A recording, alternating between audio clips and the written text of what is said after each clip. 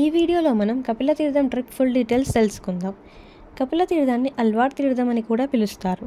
కాణిపాకం నుండి తిరుపతి బస్టాండ్ వచ్చే దారిలోనే మనకి కపిలతీర్థం ఉంటుంది. ఈ తీర్థం అలిపిరి మరియు బస్టాండ్కి మధ్యలో ఉంటుంది. కపిలతీర్థం తిరుపతి బస్టాండ్ నుండి 3.5 కిలోమీటర్స్ దూరంలో ఉంది. ఫ్రీ బస్ ఫెసిలిటీ కూడా ఉంది. ఇక్కడ స్నానం ఆచరించి భక్తులు అలిపిరి మెట్ల ప్రయాణం మొదలు పెడుతుంటారు. ఇక్కడ కపిల మహర్షి శివుడి కోసం ధ్యానం చేశాడు.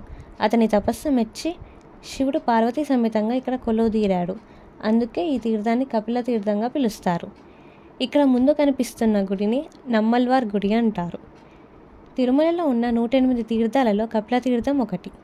గుడి ఉదయం 5 గంటల నుండి 9 గంటల వరకు తెరిచి ఉంటుంది. ఈ గుడి 1000 సంవత్సరాల నాటిది అని చెప్తుంటారు. కార్తీక మాసంలోని ముక్కోటి పౌర్ణమి రోజు మధ్యాహ్నం ముక్కోటి తీర్థాలు ఈ తీర్థంలో కలుస్తాయి. ఆ రోజు ఇక్కడ స్నానం చేస్తే సకల పాపాలు తొలగిపోతాయి అంటారు. గతంలో పితృదేవతలకు పిండం ఇవ్వలేకపోయిన వారు ఇక్కడ తర్పణం చేసి పాప విమోచనం పొందవచ్చు.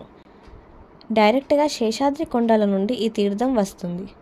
ఫిబ్రవరిలో కపిల బ్రహ్మోత్సవాలు, శివరాత్రి పండుగలు వైభవంగా చేస్తారు. ఈ ఆలయ ప్రాంగణంలో అనేక ఉపాలయాలు ఉన్నాయి. వాటిలో శివుని అర్ధాంగి అయిన కామాక్షిదేవి ఆలయం, వినాయకుడు, సుబ్రహ్మణ్యుడు, అగస్తేశ్వరుడు, రుక్మిణి సత్యభామ సమేత శ్రీకృష్ణ ఆలయాలు ముఖ్యమైనవి.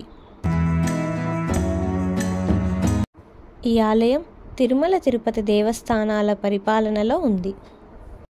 బయటికి వచ్చాక రిటర్న్ వెళ్ళడానికి ఆటోస్ మరియు ఫ్రీ బస్ ఫెసిలిటీస్ కూడా ఉంటాయి.